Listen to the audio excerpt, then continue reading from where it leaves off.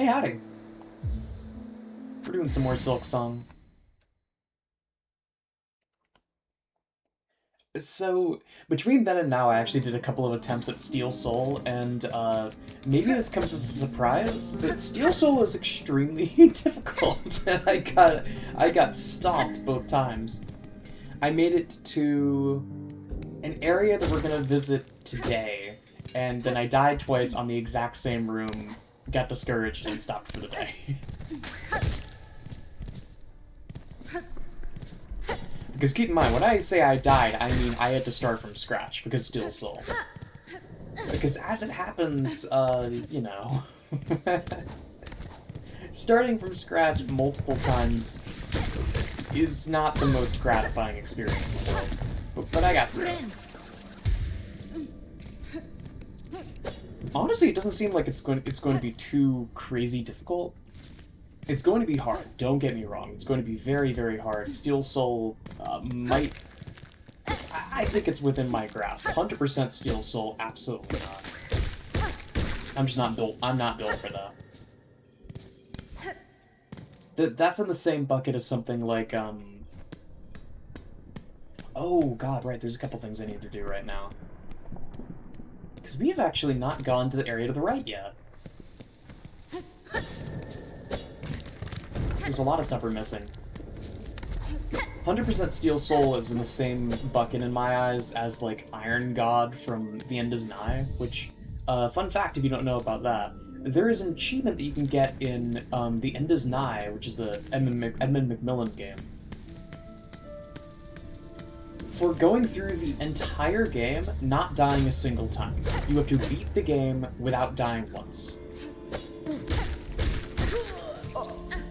Maybe it goes without saying, if you've ever played Super Meat Boy, imagine if Super Meat Boy had an achievement for ending a save file with 0 deaths.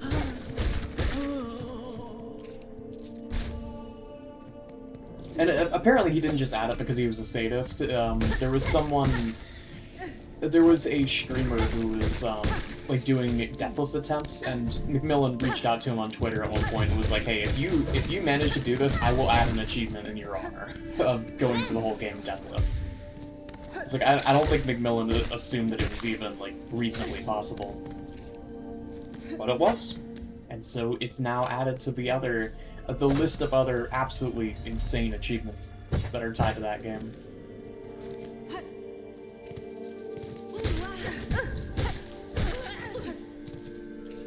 I was really ballsy last time, the more that I think about it. The fact that I went all the way into Hunter's March and then all the way back out, we got a lot of coin for it though, so I'm not complaining. We have tons of rosary. We actually, I don't think we... No, I have done this boss over here, because that's the only way to get in that side. I did this bit with the bench, I let Grindel out, I got the pin. I need to, like, jog my memory, because it's been a second. Oh, come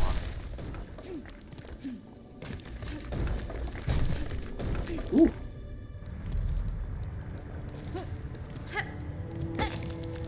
I should probably go back the other direction and activate this, because I seem to remember... Is it here? There's like a trolley you can unlock. Yeah, it's this. And this I can't do yet, but at least now I can do the thing. I can do the trailer shot. Just flying across, and then go all the way back. The wonders of locomotion.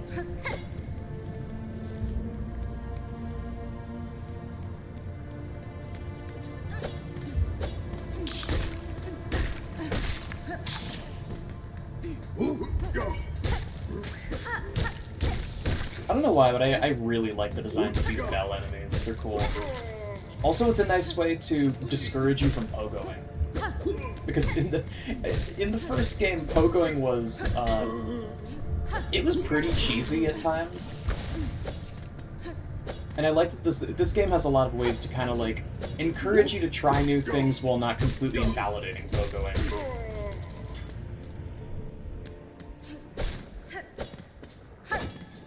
And this is Deep Docks. This is Deep Docks. Awesome.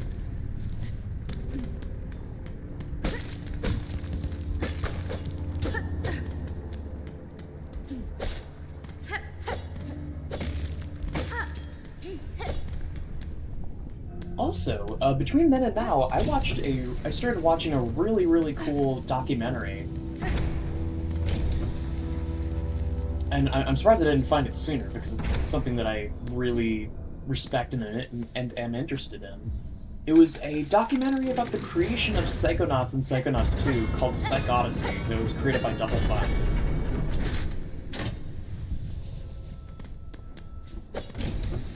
Now, I could go on for hours and hours about how much I adore Psychonauts as a series, but it's so much more fascinating to hear it from the horse's mouth. There's so many weird stories and, like, genuine hardship that they had to go through to actually make that game possible.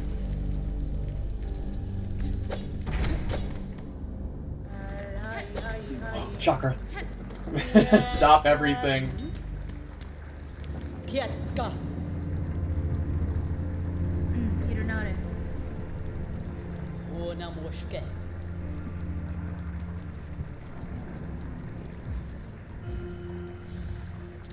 Okay, we have that. Vendor pins are an option now. They're expensive as heck, though.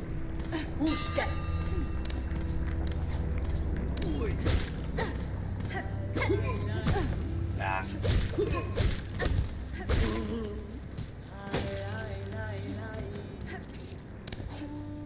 But yeah, it was fascinating, and it makes me appreciate Psychonauts a lot more as a finished product, because there was a time where even the first game was just not gonna come out because they'd straight up just run out of money.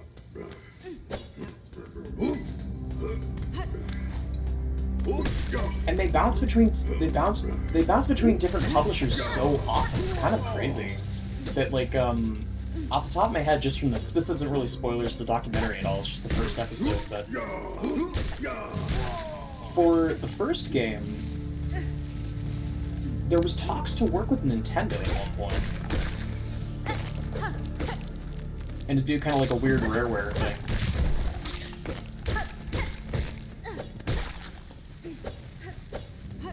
Where it was like an American company making stuff for Nintendo, while Nintendo kind of like keeps a watchful eye and makes sure that they don't do anything stupid.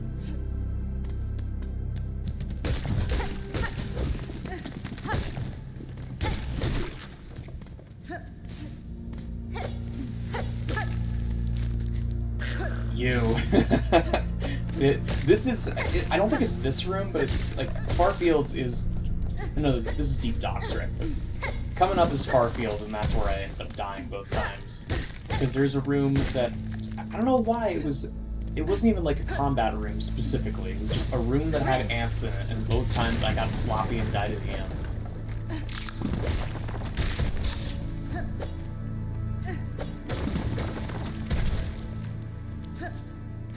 But off the top of my noodle, there was potential to work with Nintendo, to work with Microsoft, to work with, if you've ever heard of Majesco. Majesco was an older publisher that I don't think exists anymore, but they were also an option.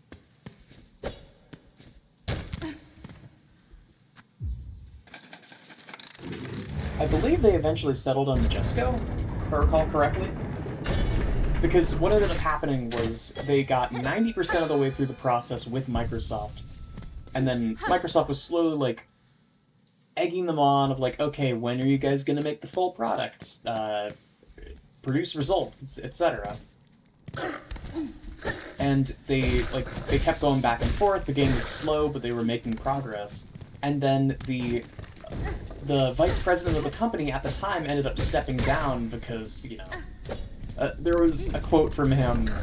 I don't think he wanted to be rude to his fellow coworkers, but I think there were some very opinionated people that started encroaching on his executive space, and he was just sick of dealing with it. There's a line in the documentary about, like, back in the day, you could kind of just do your own thing, because no one had really done this before. So you could take risks, you could like invest in cool projects, but now everyone has their own ideas for what games should be like. I got the impression for that he was not a fan of being micromanaged by other people.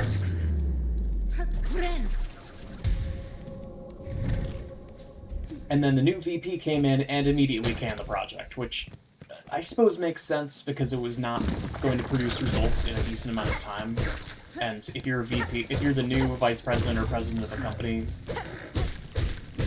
it would make sense to want to deal with, like, baggage that wasn't dealt with before you do anything else. But at the same time, it's like, come on. It's a similar thing as, when, oh, what the heck is the name of the company? The company that made Hi-Fi Rush. They ended up doing quite well, and then they ended up, the studio ended up getting completely shuttered by Microsoft when the, I can only imagine it was when, the C-suite changed hands. And the new guy came in and was like, we need to make money! And then immediately canned all of their projects that didn't have immediate results.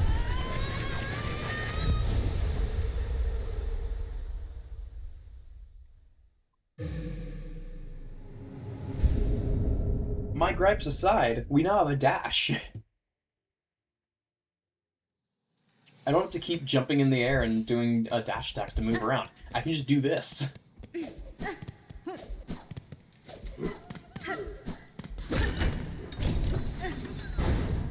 Oops. Oh, didn't mean to do that. Whatever. Simple enough to get back. I heard some whimpering up there. I think there's a flea. Little guy. I love the fleas so much. They easily lap the grubs in my eyes.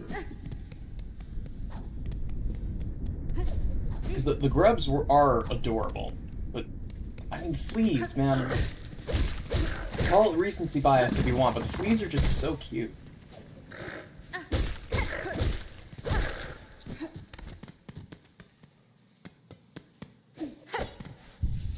So how am I feeling on my build? There's not a lot I can really do right now, because I have full shards, so Compass is the only real option there, and the other two, I only have one of each.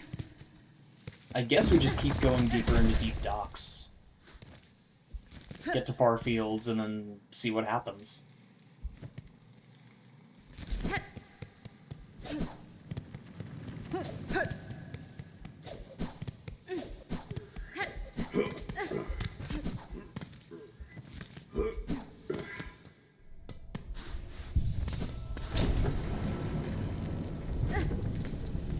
But yeah, I have an absurd amount of respect for... I have an absurd amount of respect for Double Fine and for Tim Schafer for everything that they've done.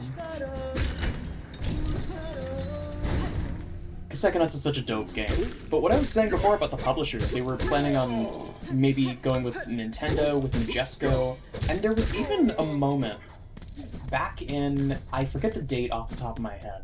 And if you want confirmation on any of these dates or any of this information, just go watch the damn documentary, I guess. Because the documentary itself is good, and it's free on YouTube. And it also comes pre-packaged with Psychonauts as free DLC.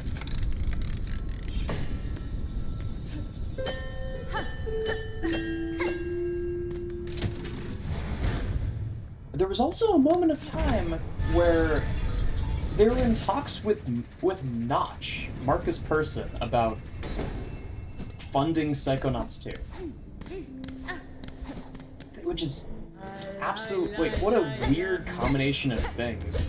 Maybe it's a good thing that they didn't sign with Notch at the end of the day, considering Notch turned out to be kind of a nut when all was said and done, which is unfortunate, but whatever, what can you do? Okay, I think I know what's over there. I'm gonna wait and try and get this bench, because this is a bench and also a combat arena, if I recall correctly. So this shouldn't take too long, but it's definitely a thing. there was so much like raw, palpable, dramatic irony throughout that entire documentary. It was insane. Oh right, one of these. At the 7th bell toll send, 30 measures, 4 beats smoke rock, 8 beats sweet smell, mark of fealty, all workers. At the 9th bell toll send, 20 measures, 2 beats smoke rock, 7 beats sweet smell, mark of fealty, all workers. I'm not entirely sure what that means. There's some mention of, like, measures, so maybe it was, like, a worker's song?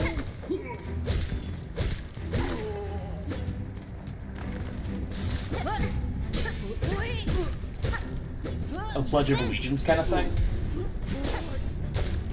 But there was so much palpable dramatic irony throughout just the first episode, and there's, like, 20 in that documentary. I don't think I mentioned this before. The entire documentary is, like, 200 gigabytes when edited down, which led to a kind of a funny moment of people on Steam being a little chuffed because free DLCs download automatically, depending on your settings, which led to a lot of people accidentally downloading a 200 gigabyte DLC when trying to play Psychonauts, which is pretty funny, but there's a way to turn it off, that's no problem. Oh, right, there's a keyhole there. Simple keys are kind of a weird thing. To my memory, there are 4 of them throughout the game, and you kind of just have to find them.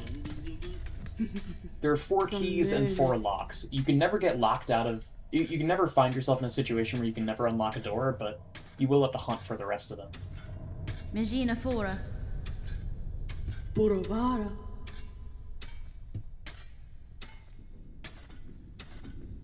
Tamirian. Mario. Nesvir. Fa Viona.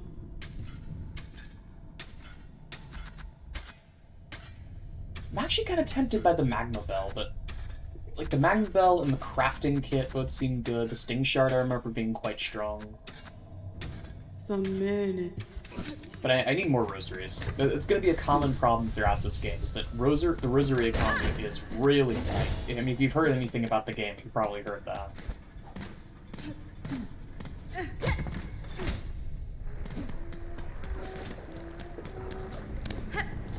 But it was so funny.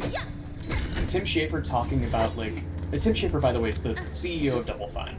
He used to work at LucasArts, branched off to make his own company, eventually made Brutal Legend, Brutal Legend, Broken Age, and eventually Psychonauts. And a bunch of other games as well.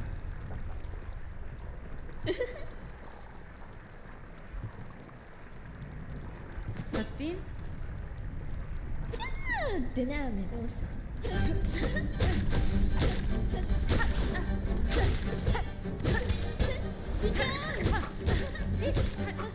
This is a fun fight. And I'm very used to this fight because of Steel Soul. And other reasons that I won't go into at this time.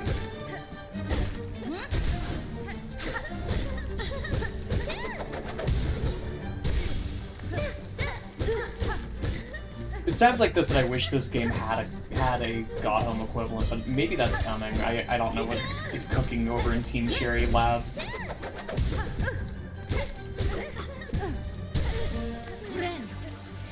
It's gonna take that time to heal.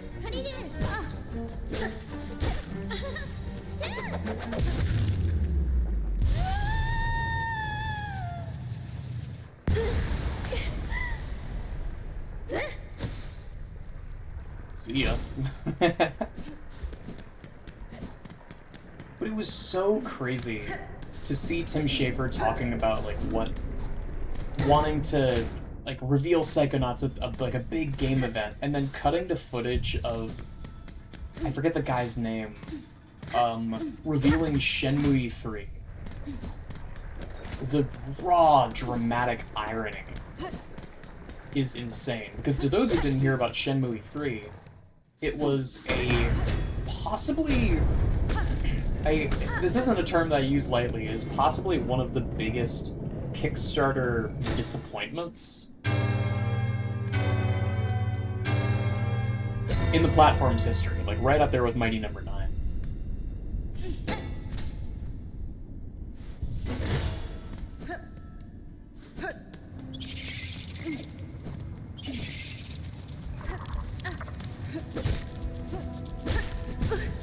And it was part of the reason why Kickstarter kind of lost some of like the respect that it had before, not because of the platform itself, but because of people making false promises, and people kind of just got sick of it.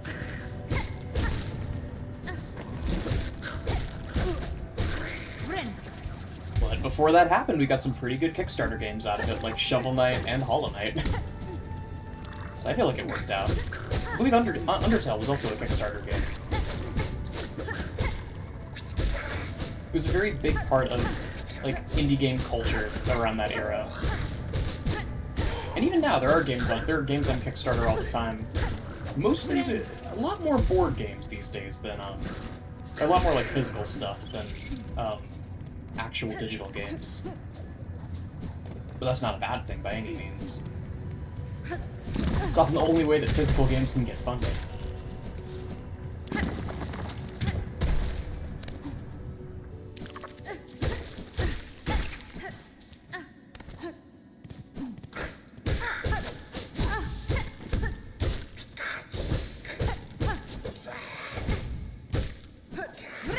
Okay.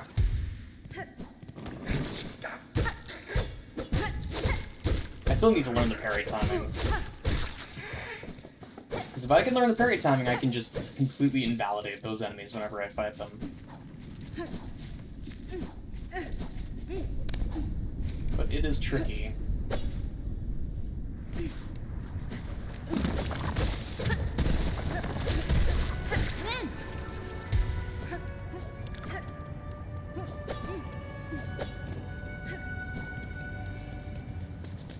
Also, I didn't mention it at the time, I really, really like Lace's Arena. With the Lace's Arena with, like, the huge, globe thing in the background. It's so cool looking.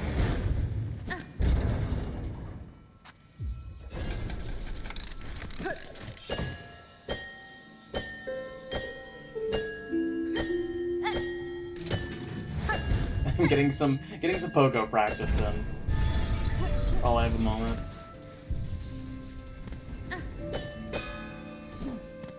Gonna need those skills for later.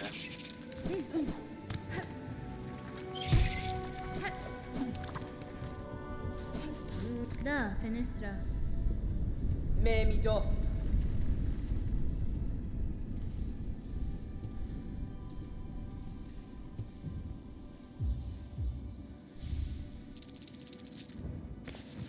It's a very interesting detail throughout this, is the that concept of how the hell did the pilgrims actually make it this far?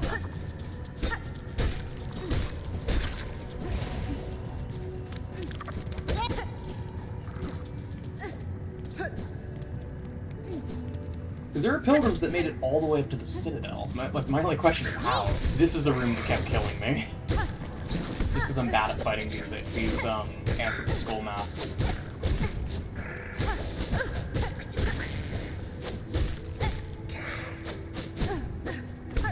Oh my god, come on.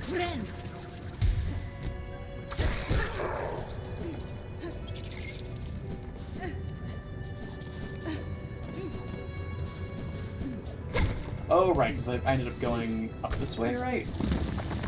Yeah, these two. Gotta say, the Yumatuki instinct honestly helps. Now that I've played a game where I actually have to, like, think on my feet and figure out a map, it makes a game like this much easier.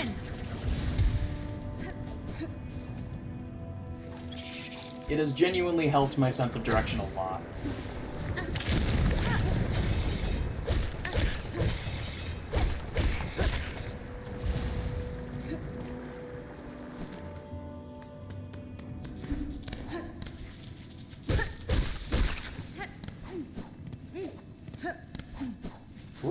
Oh, is this what I think it is? It is!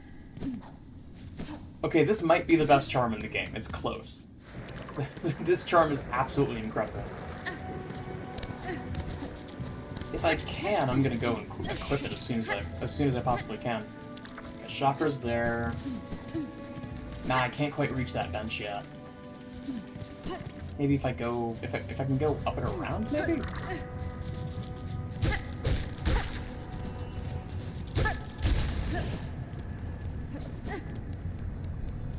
I swear I'm not being bloodthirsty and killing those enemies for no reason. I need the silk, man.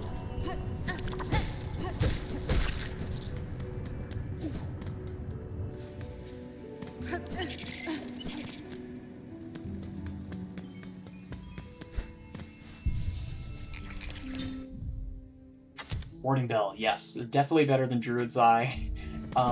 So the way this works is pretty simple. I can no longer be damaged while I'm charging. Now, that doesn't mean I can't be damaged at all, not even close, but that does mean that it's gonna be a lot safer to heal.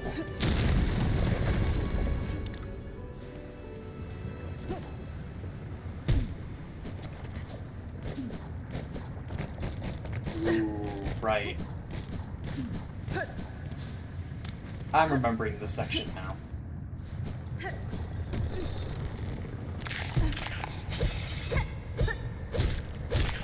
And that's the power of the parry right there.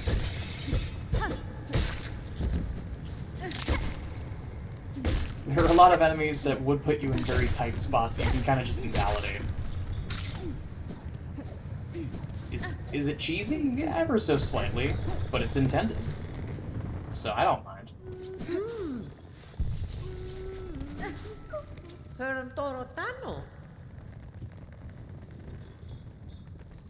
Mi offende? Senta so. Hello, babe.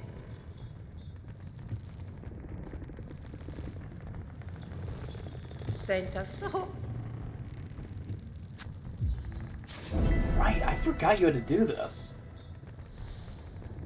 Parida, sia.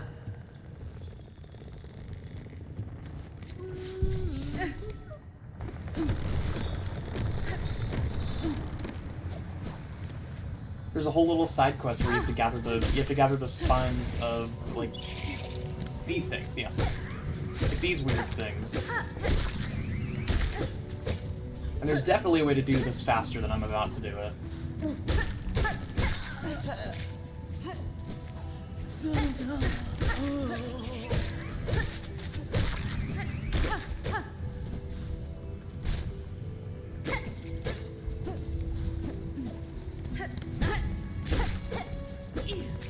Okay, let me try and get you to fall to the left.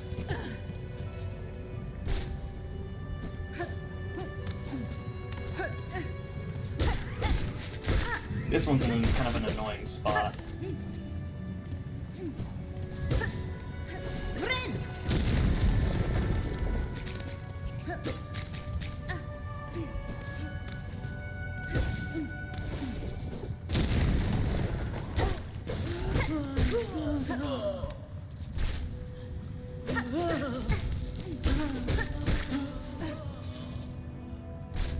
Hey, that's all of them. That's all the shells for the quest.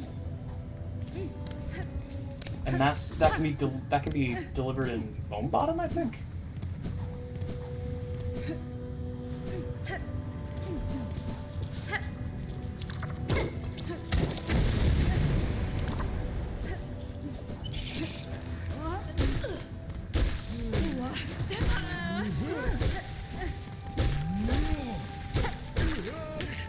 I actually forget what's over here. Ah, right. Oh wait, this makes a cool sound when you hit it. Awesome. I love that bell sound. It's like used for like bells and like hollow metal. It's such a cool sound effect.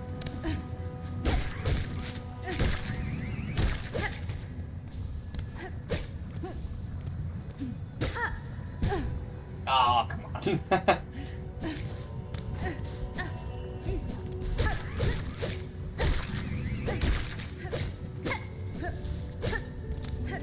if you could intercept them as they're being fired. I think I saw exactly that just happen. There we go. There's all our cores.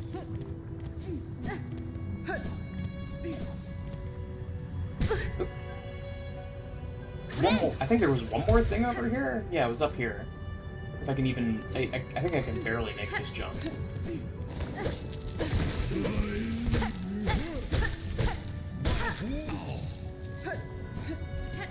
That's really cute, actually. But there were spine cores in one of those enemies, so that'd be a way to like collect a few stragglers if you're missing some.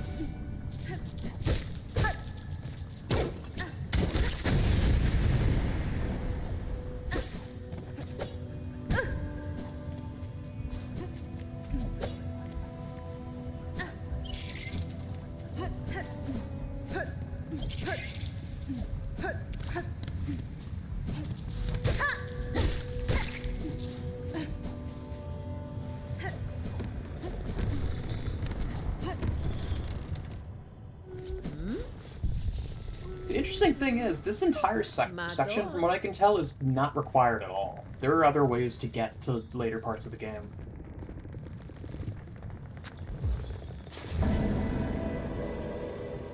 But, you know, like, I kind of want to get all the combat abilities for the sake of my own sanity.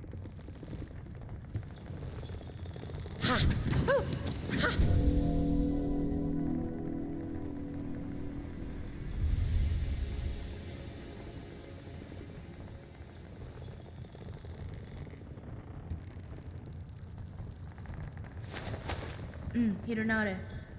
Memito, lelos.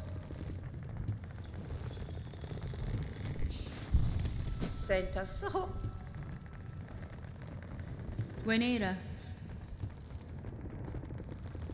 Elobe. Ah, okay. Soul and Silk inseparably linked. That's gonna come up a couple of times, I think. That's fine.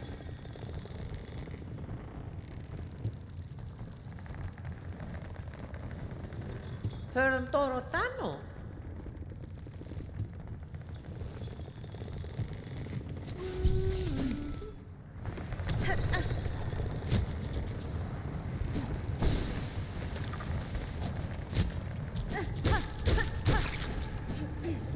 I forget if there's anything special in here that I can do right now.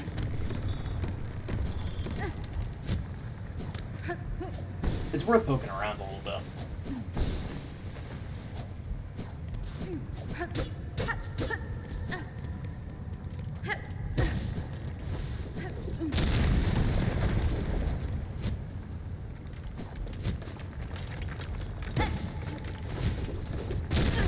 Oh, come on.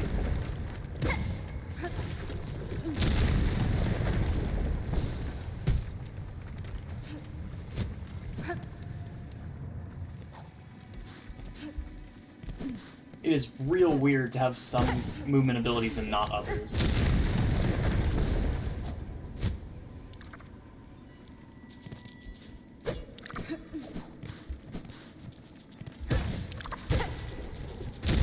Oh, right, I remember this now. That hits that, and there's a shell piece in there. Or a mask shard, rather. Not a... I don't know what I was trying to say.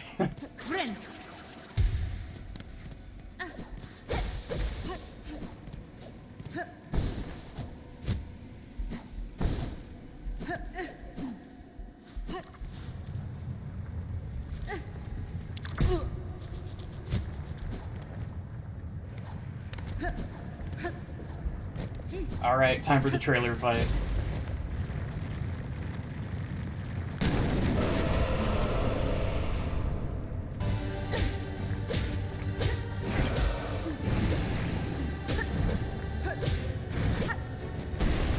Oh, what if Little Horn from Super Meat Boy was fucking awesome?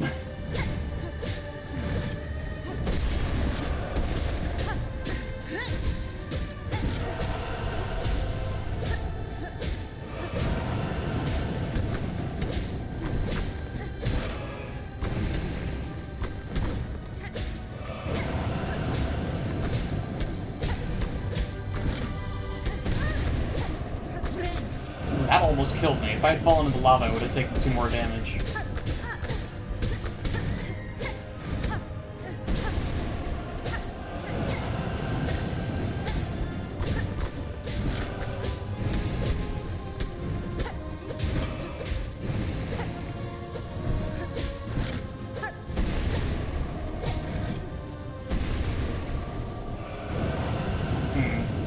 I kind of just have to stall for a moment. There we go.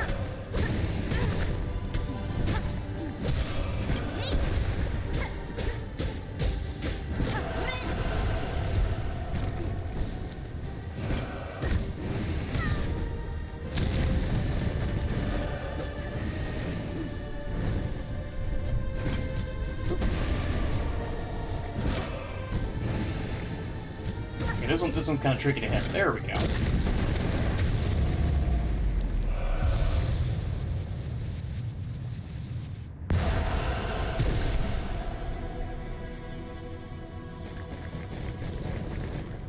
Hell yeah.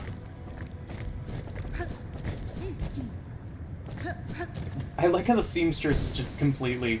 She just doesn't care about that giant robot that's right next door. It lives here.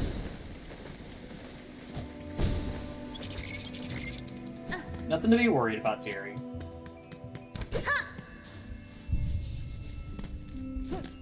Let me actually head to Bone Bottom.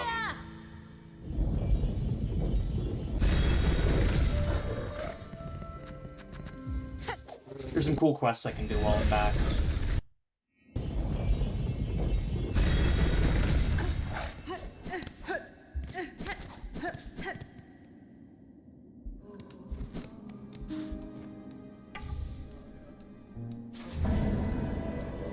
There is a glint there. There is a quest that has been unlocked. No. Okay, never mind.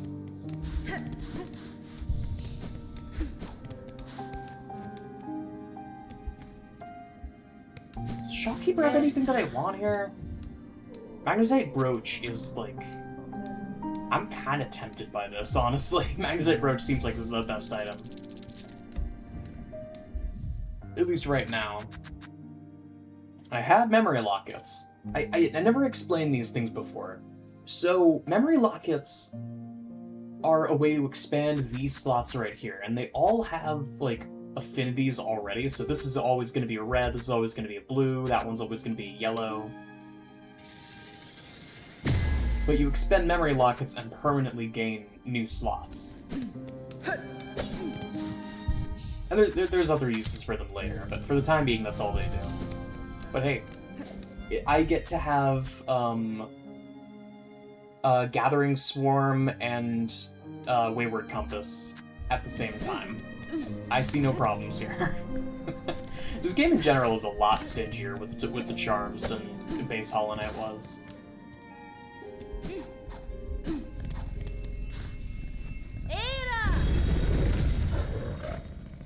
But there's also, I feel like, the charms are less frequent, but they're also a lot punchier. Like, the charms themselves are a lot more powerful, even if, like, charm notches aren't a thing anymore.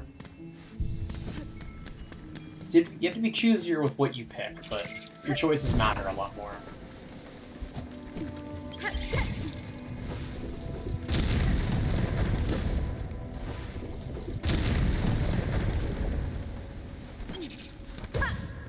Right, I remember the set of puzzles.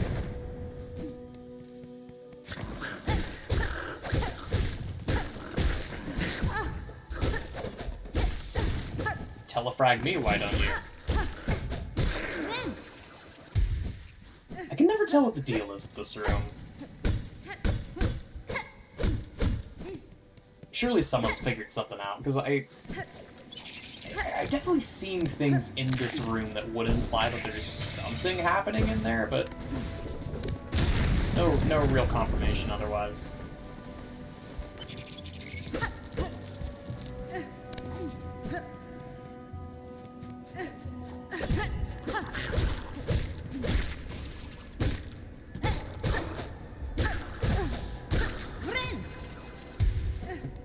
It's an interesting kind of dance I have to do with the enemies. I need to, like, show no mercy, but also kill them in such a way so that their rosaries don't fall off a cliff.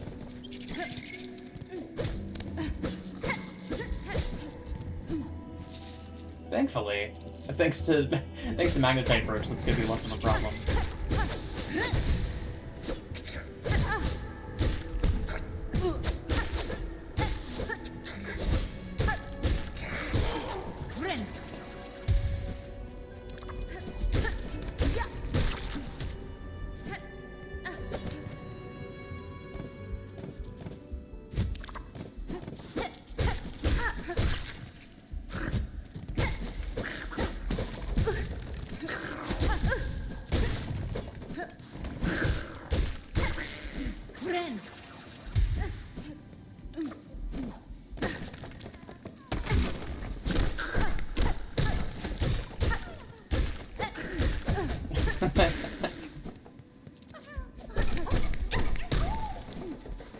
I will say, the Hunter's March traps are genuinely really cool. Okay, that's a screenshot right there. That's fun. That's not supposed to happen. It must have died right on like the threshold of the camera boundary.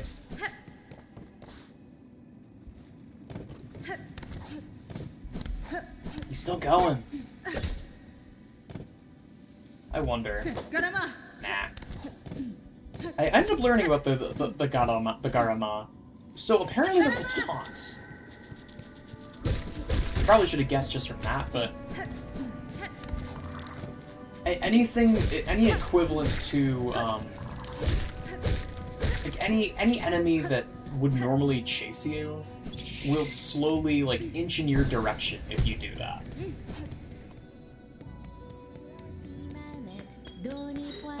Sherma!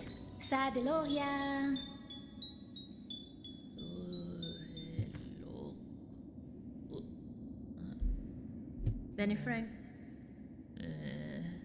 Ben Ventron. Faridula Simanet. Doni Poina Volinet. Pina Kind of tempted to just walk by. Is that? Oh. Right, this. We can't access that yet, but there is a way in there.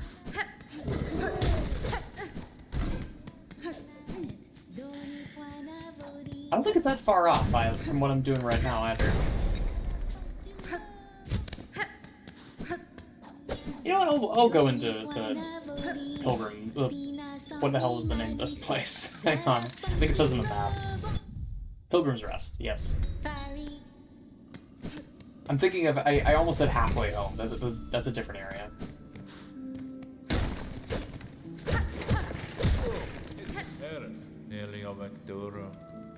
Tamiyan.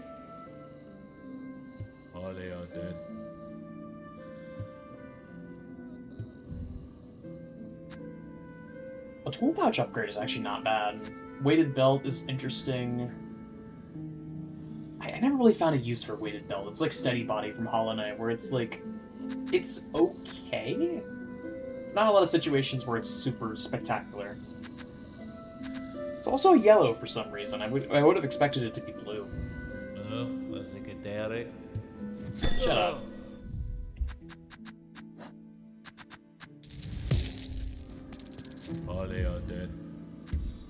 Let's go with the memory locket actually. So that we have another blue slot.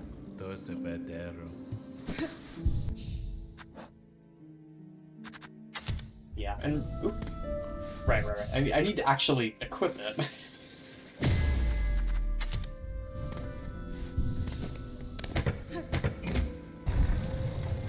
I'm going for a pretty risk-averse build right now, but I mean, I can't really take risks with with any of my current accessories. You're doing great, Sherma.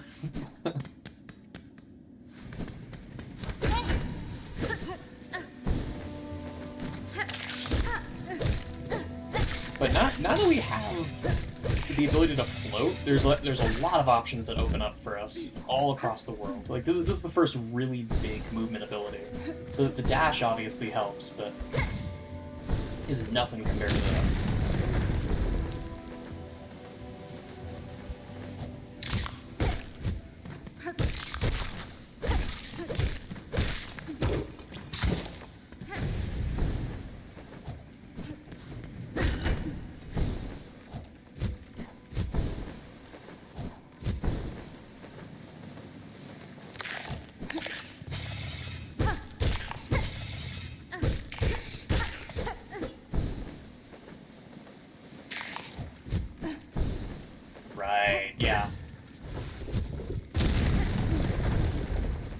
Do I want to do... I guess I'm doing this. I was about to say, do I want to do this right now? This is Greymore.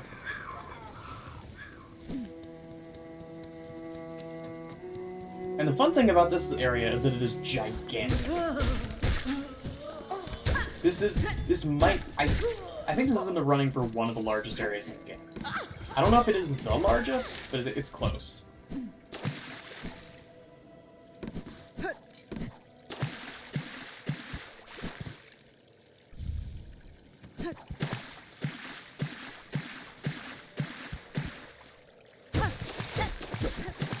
The bone scrolls are interesting. I don't think we have a way to cash those in for anything yet, but those are...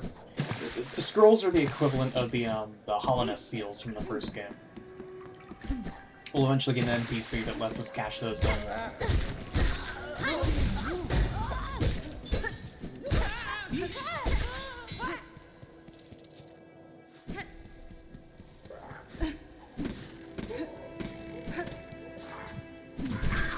These crows. I've gotten really good at fighting these crows because you end up fighting them a lot. These particular enemies are quite a nuisance throughout Greymore. And I think the shopkeeper would agree with me. Yanara.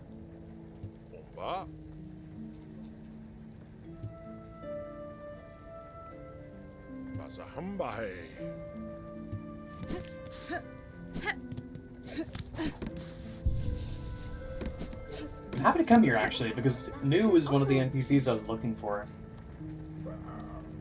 Husband? Umumu Muis now?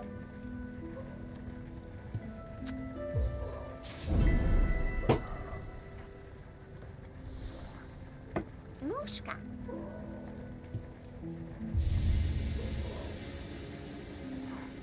This is the Hunter's Journal, and it does almost the exact same things before. Fudastama. Ulimumo. Ulamu. The one thing that makes I kind of prefer this Hunter's Journal over the one from the original game, because as cool as it was to get it from like a withered old hunter, it didn't really make a lot of sense once you got to the stuff that there's no way in hell that the old hunter would have seen a lot of the things that are documented in the journal.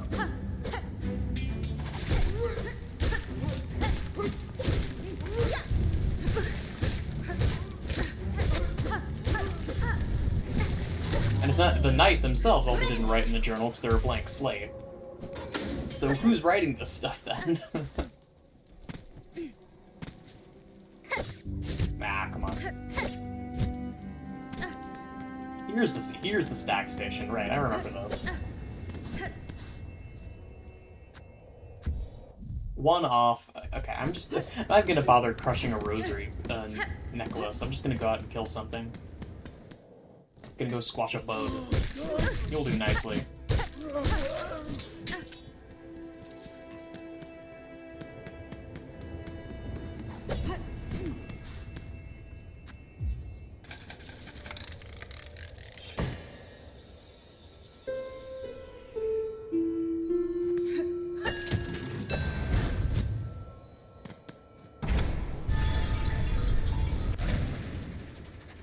Let me actually check my map for a moment. I'm forgetting if there's... Yeah, Greymore is the only way to get here for now. There's stuff up above Bone Bottom that I'm thinking of, but I don't think I can access any of it yet. But that's a good stack station to have, or a good bellway to have.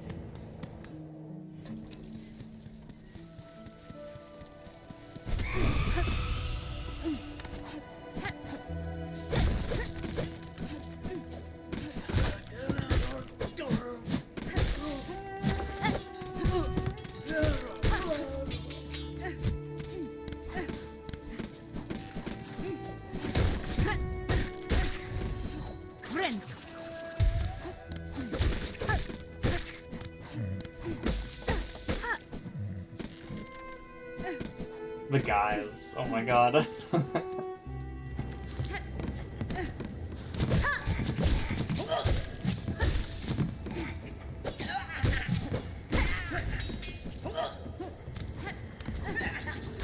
These scissors guys are really funny to me because they're just like there's no bones about it. That is just a pair of gardening scissors.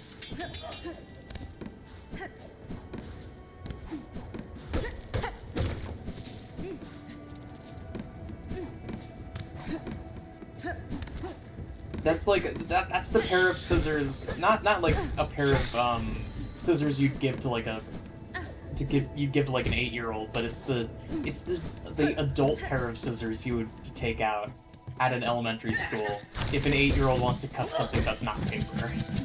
It's like one grade above child scissors. Not quite garden shears, not quite child-proof scissors.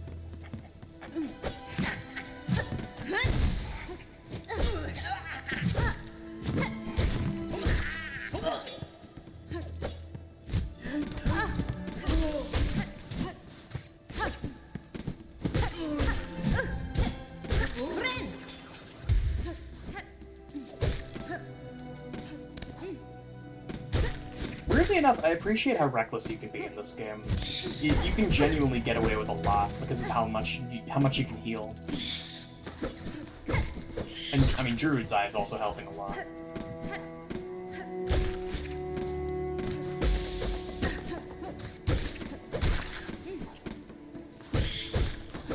I have to wonder where Shocker even is in this map. Oh, right, this is here. I just ended up finding it by accident. Chapel of the Reaper. To my memory, there are 3 of these. And I don't think any of them are explicitly required for either any percent or the true ending. They're all really cool, and they have like neat bosses and like combat arenas inside of them.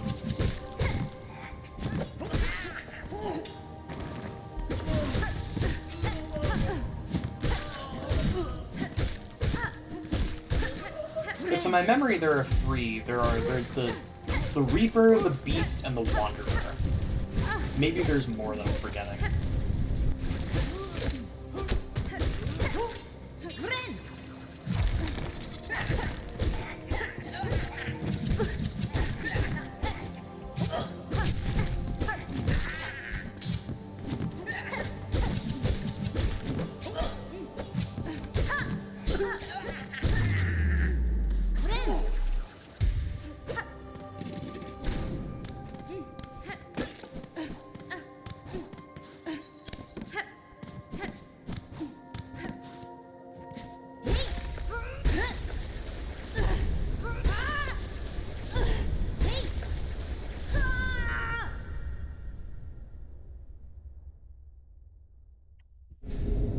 But now we get the Crest of the Reaper, and this is where the memory crests start to get really interesting.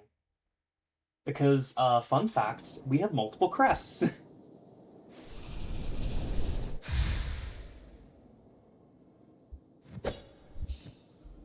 And I forget what this one actually does.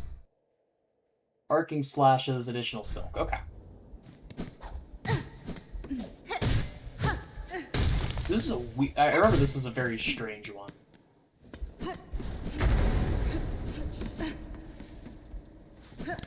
That also is technically a bench. If you die from here, you will just wake up in front of that.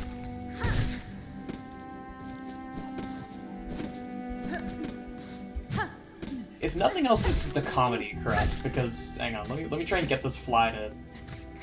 Yeah, look at how fast he falls.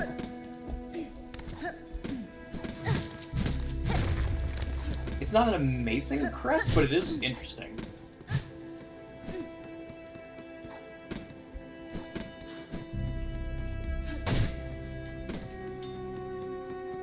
And I admire their Team Cherry's gusto so much when it comes to stuff like this, because there is a bunch of stuff that interacts with your needle, And every single one of these crests have different interactions with those charms. I can only imagine the amount of beta testing that took to make it actually feel balanced.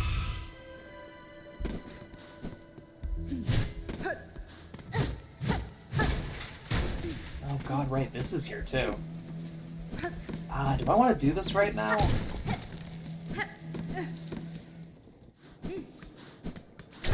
Oops.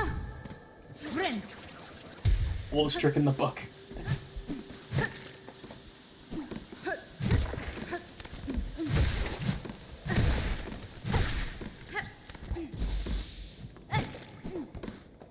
Oh, right. I remember the shtick with this. That when you're at full health, when you heal back up to full health, you get like that aura that lets you extract silk from enemies by hitting them.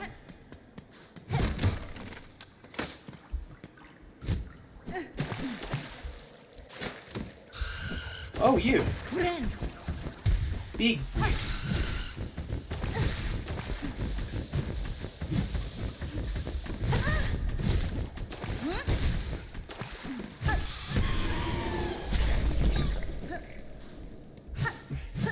That was a stock sound. I heard that. That's a sound from Little Big Planet.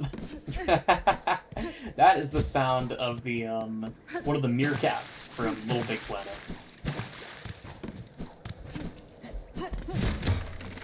You can't fool me. I know your game. I also can't go that way yet. But I'll have to keep that in mind.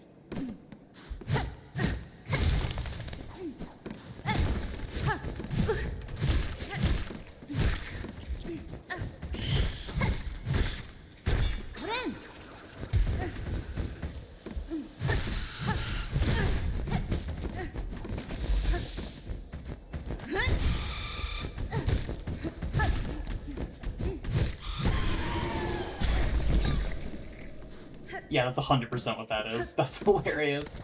I love stock sound effects. They're fucking awesome.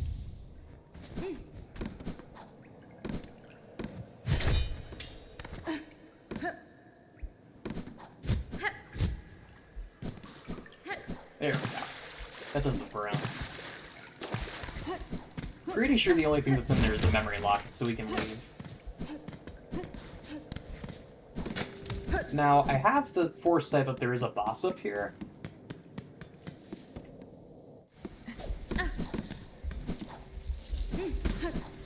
But it's a boss that I kind of want to fight with stock now. I don't think the Reaper Crest would be very good here. So let's do a little bit of backtracking to halfway home and swap out the crests.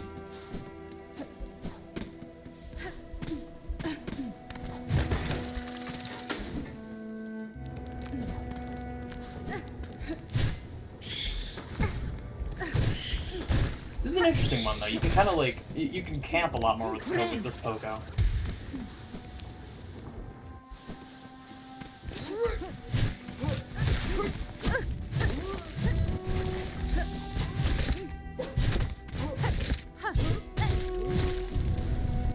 It's good against these guys, too.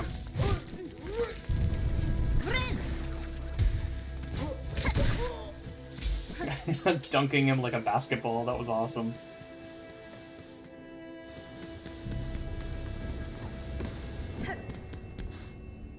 Okay, this is close enough to halfway home. I can just go to Bone Bottom and swap it out and head back.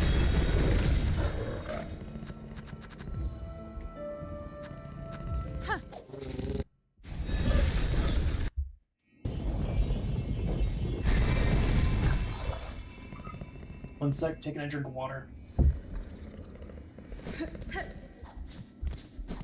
Hydration is important. Not to mention the fact that I've been talking. A life-saving bridge! Right, this one. I'm fine donating for that.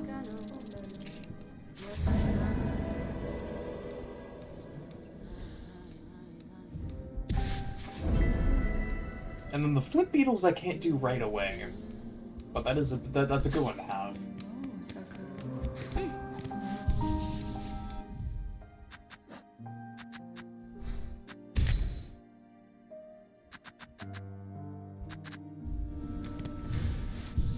I need to be sure to actually use the other crests, because an issue that I found was I was way too hestant to use the crests that weren't the stock crest.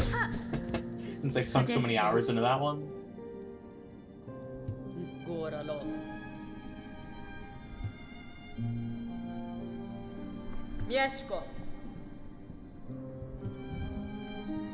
Fun. I'll get a marker, just in case I need to mark something. But I mean, I always have these, I always have these recordings to go back to.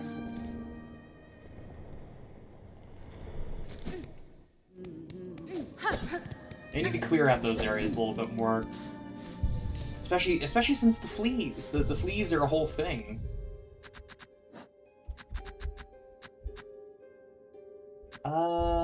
Sure. Let's head back to the Greymoor and then do the thing.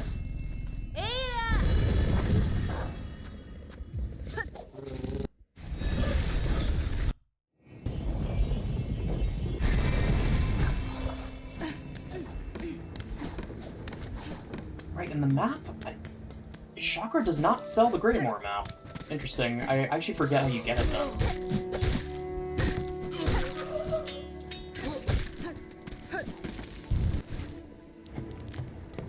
I have way too much experience running through this particular section.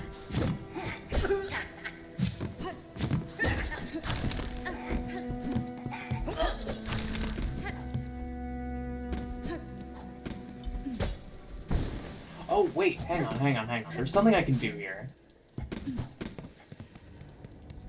I forget where though. There's an NPC that we just saw. I think you can go up and talk to him.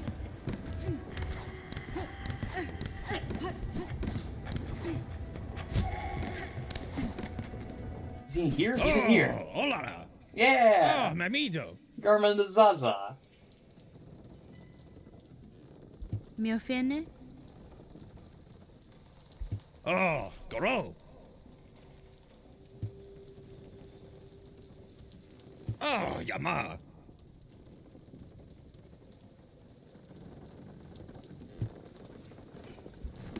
Mascara Gore. Megina fora. Benti Farada Param. Da, fenestra. Ah, Samia Samasa.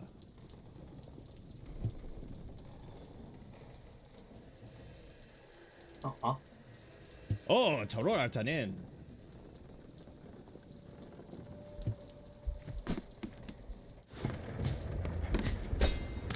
They're after justice at the end of the day.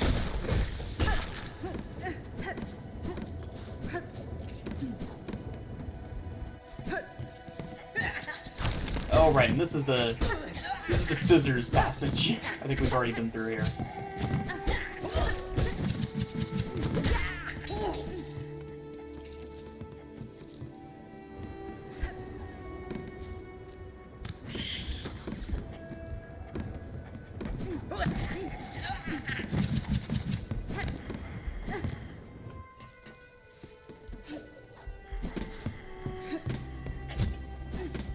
Okay. No sense putting it off. This is genuinely quite a hard boss.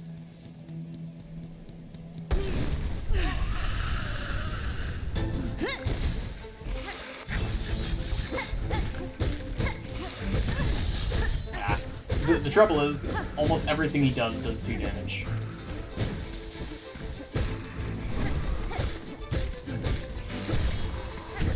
Including contact damage, which is a common problem with this.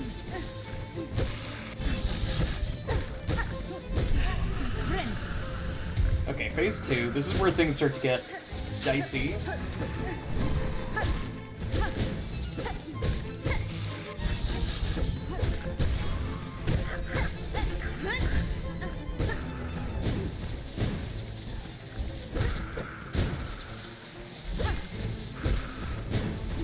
I really like the detail of the of his talons getting inserted into the battlefield. It's cool.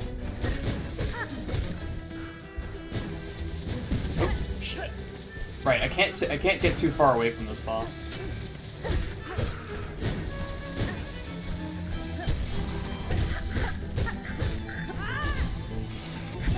Oh shit, I should have healed. I was being too aggressive.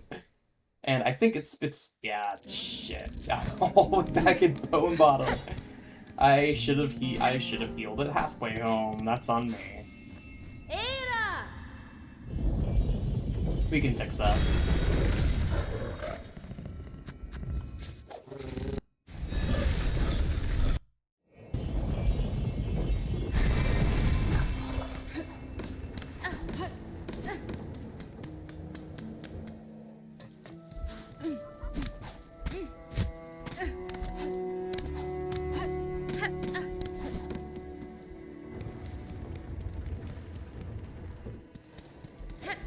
There you are. It's only a little bit more of a walk. I also should have been using my pins, but I don't want to be. I want to be a little choosy on when I use them because they're kind of a limited resource.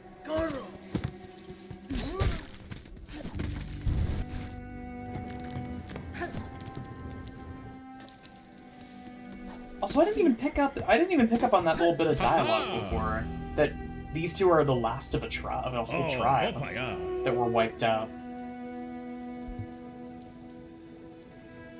Benti farada parang.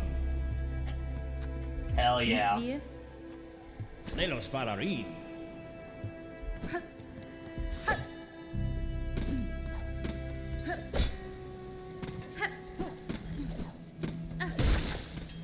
Honestly, I wanted to lose to this fight so that we could see this.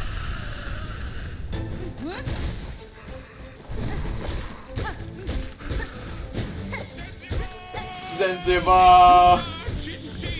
Get him!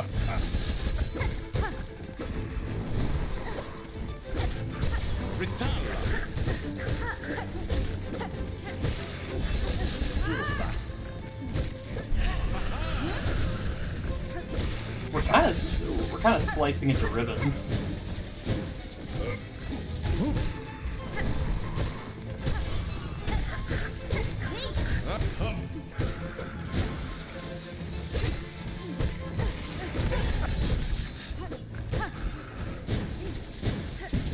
Stay strong. Oh, that got nerfed. Interesting. That used to also do too.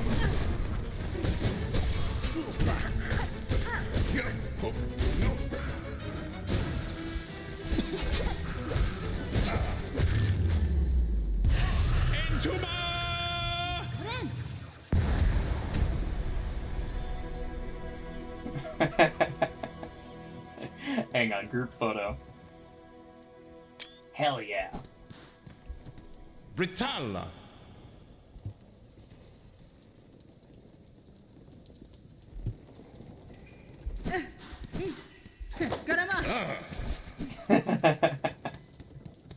They're awesome.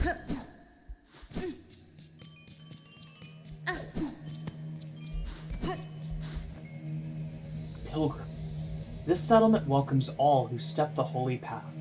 May you ease your shell within, that your strength renewed can carry you higher.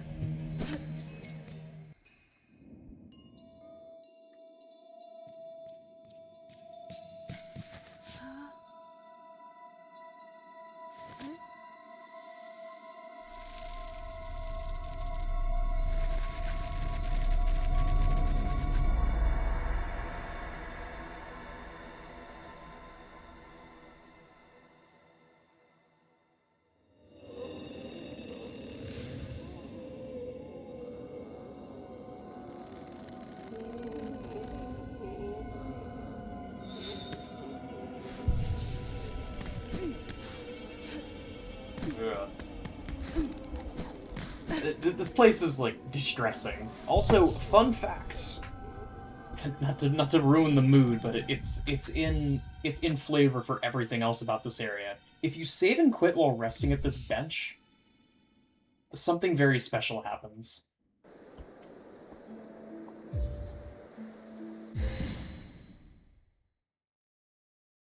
If I've heard correctly. No? Okay, maybe it's if you sit at it for a while. Sometimes the silk will try and capture Hornet. And you can break out of it, but it's mortifying. Does this one have a toll? I actually forget. It does have a toll, shit. Okay. I have rosaries. It's not that big of a deal.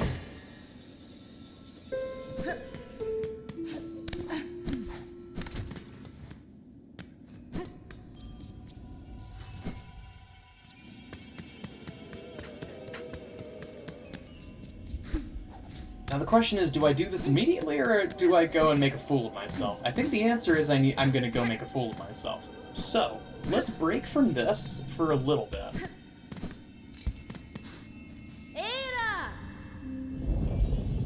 And let's head to... what's the best place to do this? Let me actually check the Hunter's March map. Seems like the best path is to go through Deep Docks, and then rest at that, Our goal is that bit on the far right that I haven't explored yet, next to the statue. I guess the best option is to go to Deep Docks, go up through Deep Docks in Hunter's March, and then sleep at that bench, and then that will be our home base for a pretty brutal encounter, not gonna lie. Also, I know this is much longer than an hour. I don't care.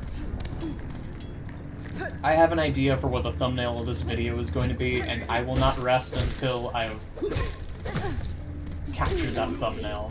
Probably shouldn't take too long. I doubt this video will be more than like an hour and a half, maybe possibly 2 hours if I really get my ass kicked by this, but I doubt it. I've beaten this boss before. I'm generally way better at like the tempo of these fights now.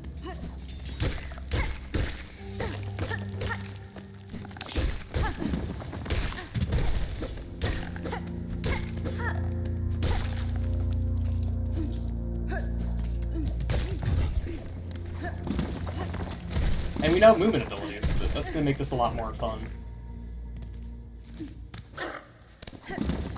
Okay, it was right here.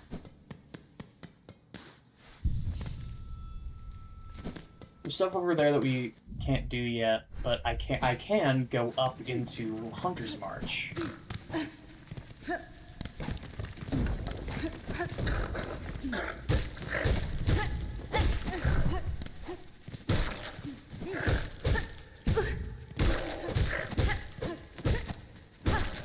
I would like to have Silk for this upcoming, because if you couldn't tell, this is a boss. This is oh shit. Ah, come on. Never mind, we gotta do this the long way. At least I can quit out to the menu to fast travel back.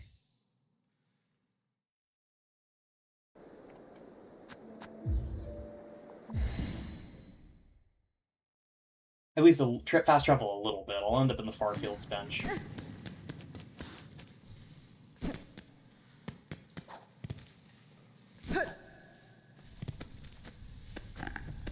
Yeah, this route also works.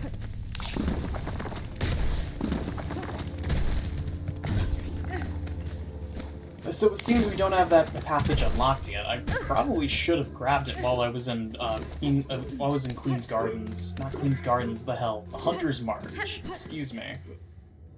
While I was in Hunter's March, I probably should have grabbed it, but I forgot. It's unfortunate. It happens. But we're gonna have to go the long way.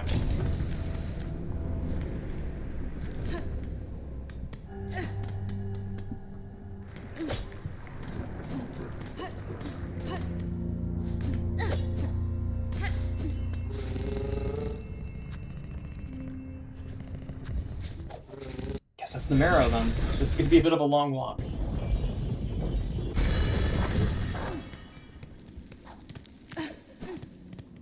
But I think... Oh, right, because I untrapped that bench. The bench in Hunter's March is going to be really good here. I did not realize you could do that the first time I played this, and, well, spoiler alert, I guess. This boss is a pain in the ass. This is probably... I think this is the most reviled boss in the game, if I had to guess. It's like, between this and there's a boss later on in an area we haven't seen yet that's also pretty reviled because of a really long run back. I'd say overall this is the most hated fight in the game.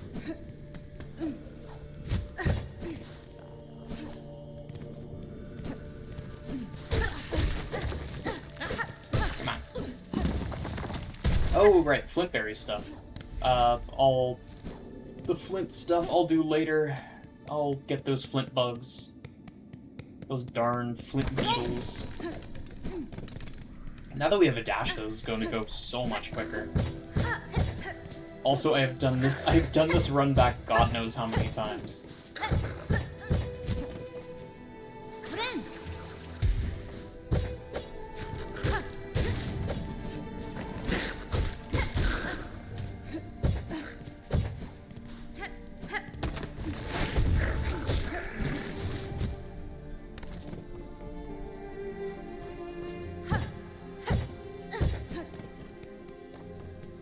That's already cleared. That's the joy of doing this area. So I already did this area last episode, so I can just pile right through it with no issues.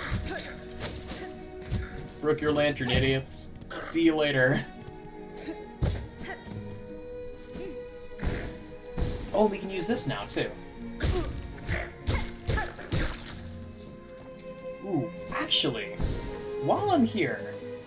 First off, let me check if this bench is still trapped. I think it's now a real bench. Yeah. Now that we have... I think it was in... where was this? It was above, yes. We can go in here into the secret path that we found last time, and we can actually go through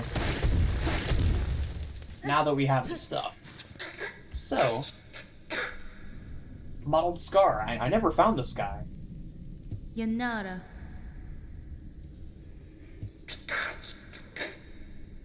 Kasvin?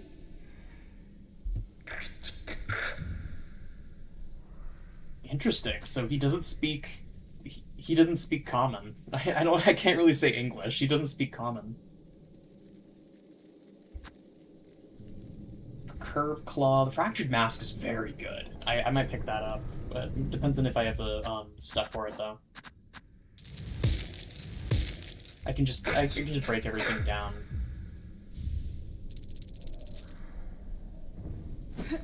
Don't quite have enough for the boomerang. The boomerang is good.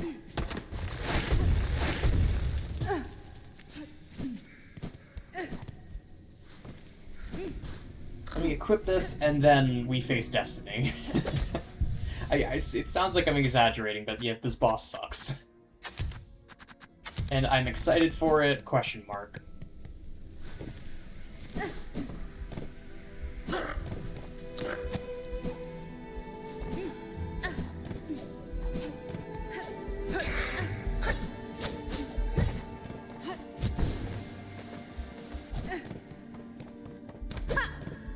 There we are.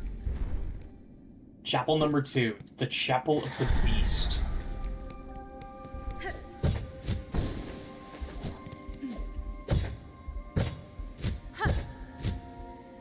Oh, come on. I need to keep a close eye on my health here. Cause I think there's an arena in here, and then there's also the boss. No, right. I don't think it's an arena. I think this is the lead up.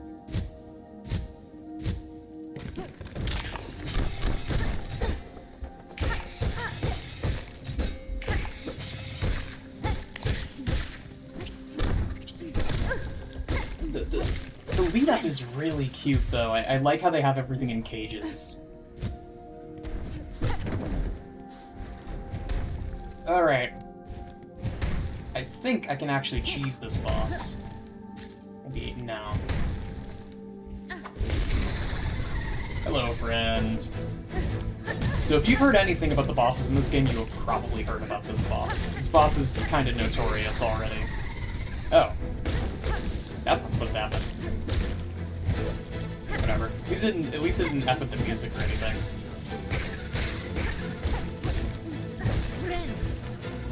The main issue is that E is really fast.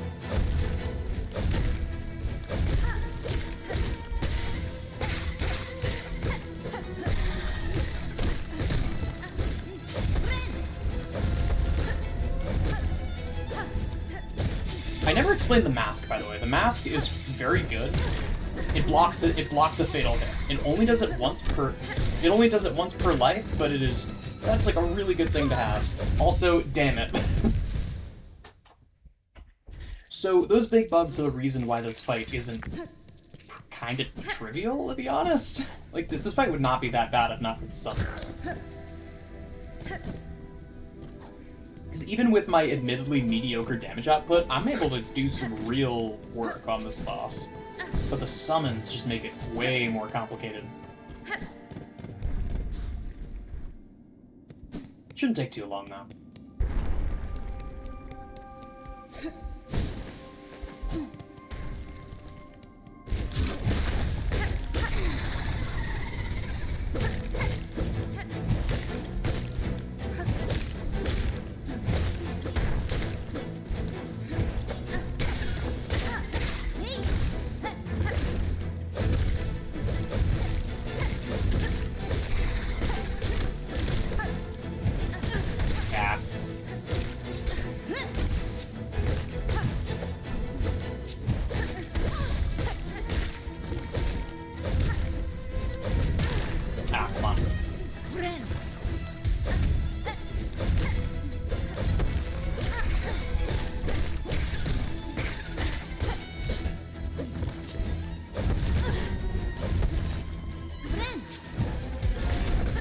Got the health off. That was actually perfect. I'd almost consider that a parry because I got the healing anyway.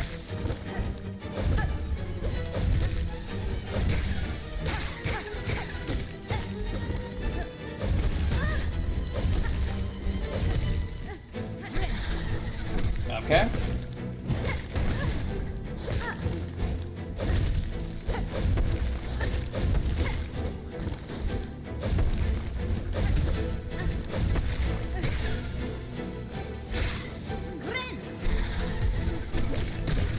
Got him. Okay. Only 2 tries. And by the way, these enemies don't despawn when the boss dies. Or until the boss dies, so there's still one more opportunity to get screwed over there. But we're fine.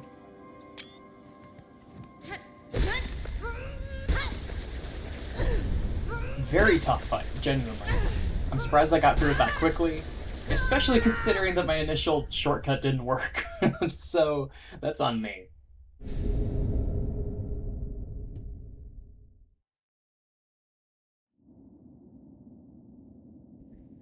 I need to stop skipping those. They give like context for what these crests do.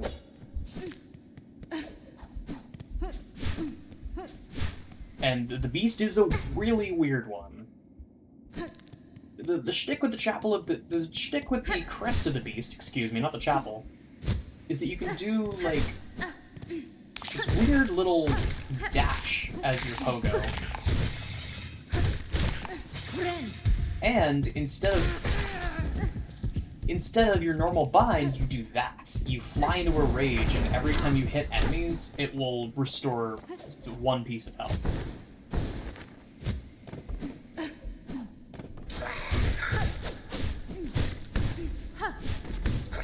It's very weird and unique, which I appreciate, but it's not my favorite. Because there's a lot of situations where it's really awkward.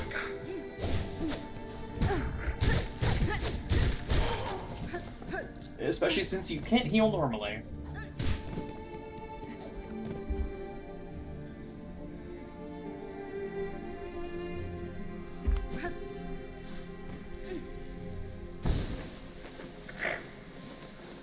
But I think I'm done.